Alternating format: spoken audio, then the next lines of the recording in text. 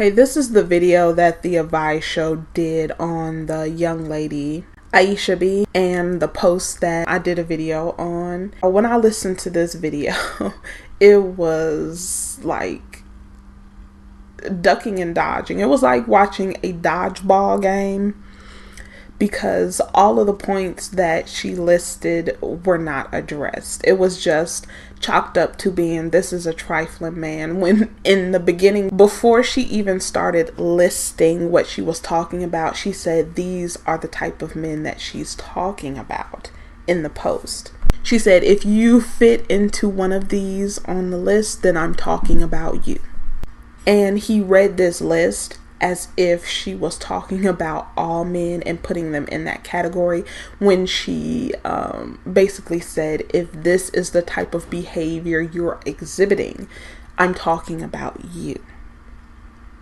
And even further down at the end, she said, if you are a woman who is not experiencing this, then this post is not about you and the man that you are with, married to, have children with, if he's being a good father and treating you very well.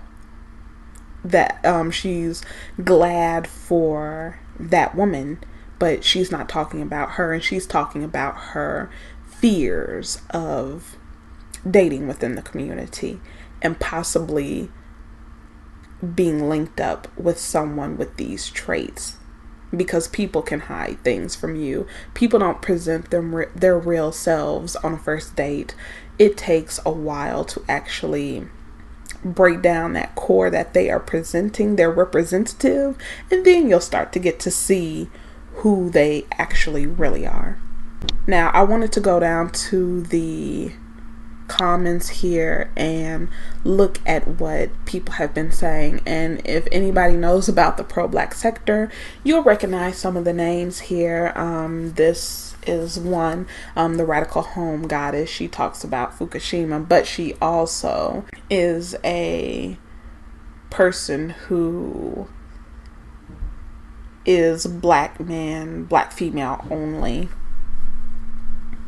And she said, let her dumb Disney-fied mindset self go have babies with men who die 86% higher than black men from simply sweating more than 7 hours per doggone week. Oh, I should have spelled that as week, which are the children she deserves. Bye, you idiot.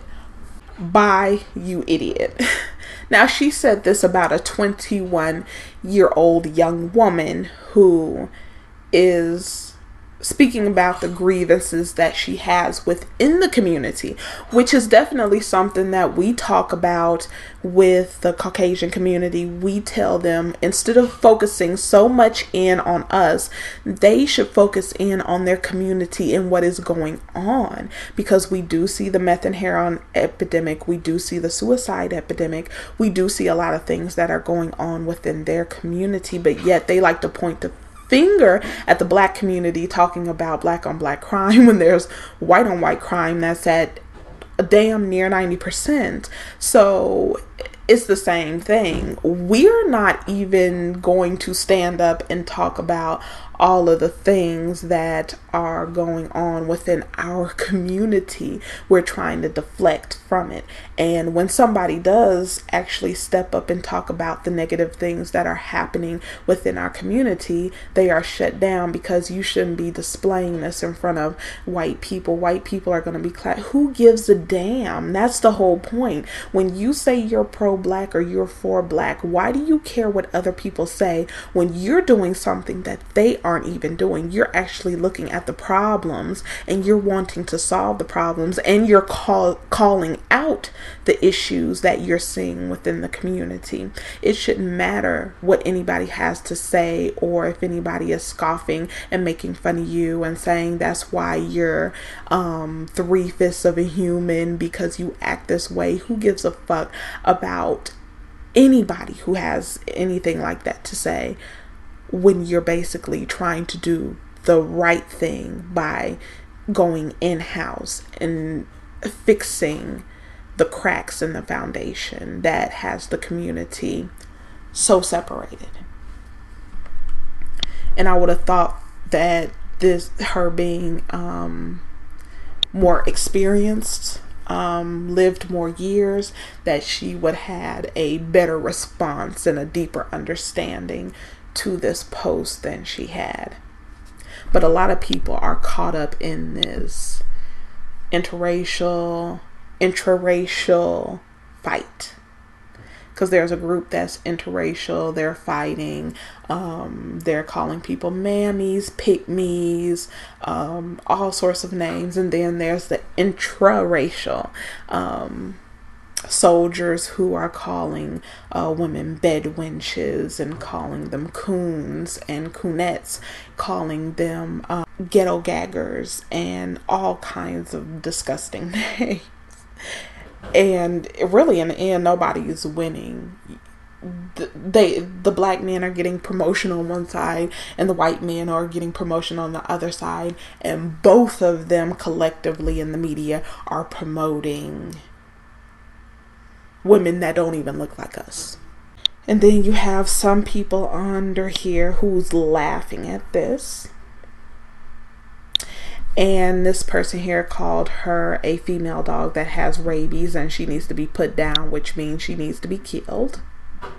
Saying that she's going to end up on heroin and murdered by her white boyfriend, even though this person's name is MGTOW.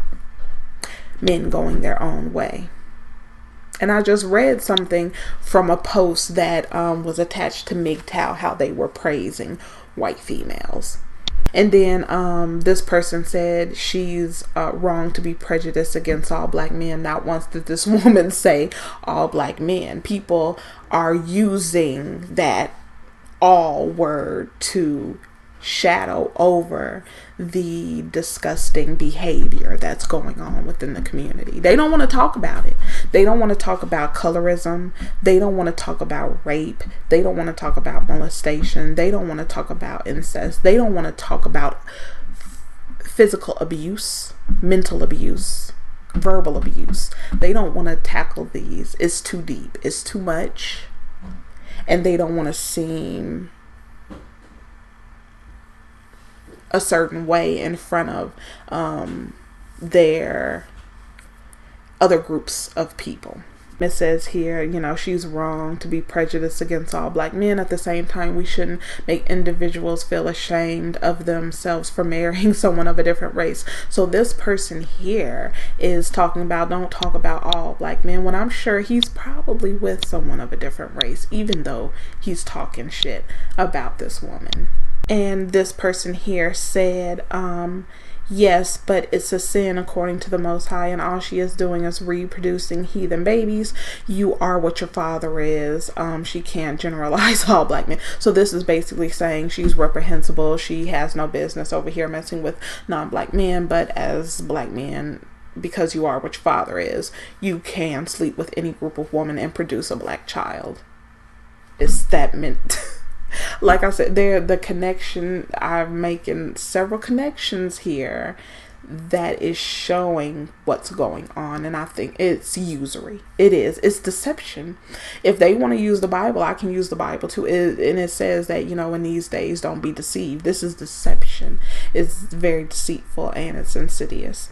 I'm not going to find out if they're black, but they might be because they're on this post. Read verses 3 and 4. God forbid interfaith marriage, not interracial. Also, you're saying we can't generalize all black men as one group, but we can generalize all white people as heathen. And that argument is about to ensue. I'm not going to get into that.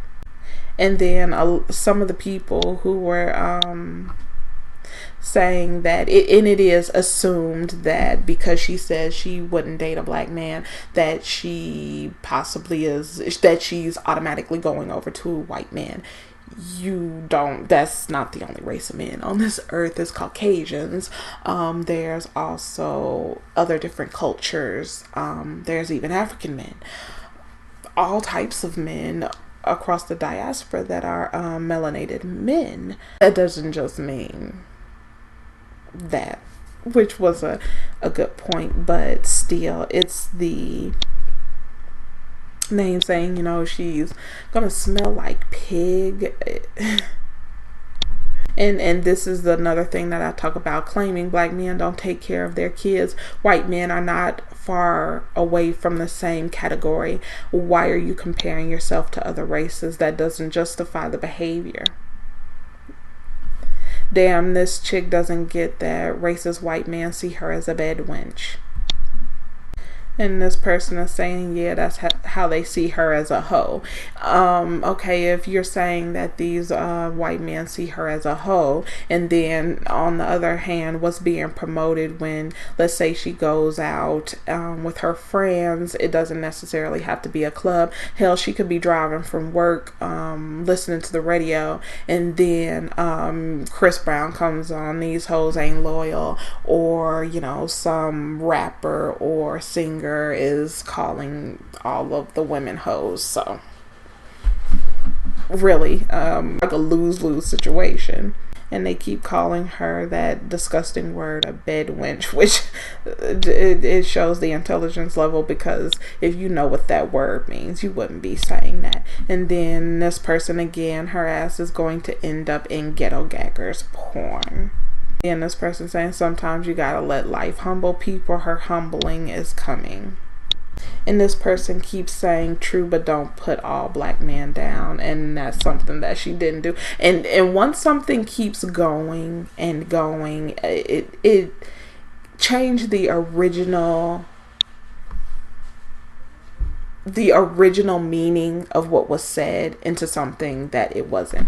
If you keep repeating it over and over, you can actually change the original narrative from what it was to what you want it to be. And that's what keeps going on, because this is a female, and she said, true, but don't put all black men. That this woman didn't. She made a list. That was the purpose of the list, just to define who she was talking about.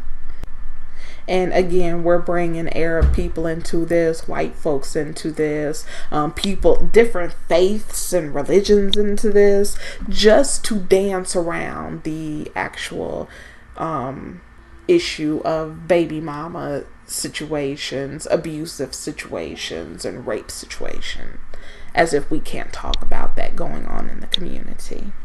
The very person who may be hollering about this black woman is speaking about all black men, said most black women are speaking down on black men, which that's not true. So you can see the hypocrisy all through the comments and the type of mentality that is permeating within this channel when these things are brought up.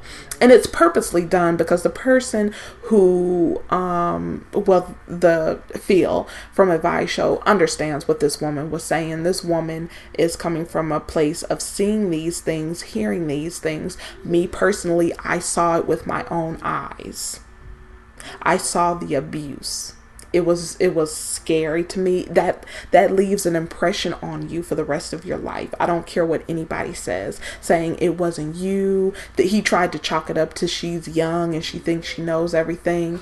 That's not what she was talking about. She was talking about something plaguing the community, and I think is very intellectually dishonest, and I think it's very deceitful and insidious to suggest that this woman is young, she doesn't know what she's talking about, dismiss what she is talking about when she has a lot of validity to how she's feeling, what she has seen, and what she is fearful of. Because this is speaking from a woman who has taken into account that she is 21. She will have her career. She will then want a family. She will then want to get married. And she has to navigate this fucked up society and what it says that you should be doing, and what people, the extremes that people are doing. There are men who will walk up to you and you could be standing there minding your own business, talking about your breasts, talking about your butt, talking about, oh, why don't we go to the side of the building? Just the disrespect.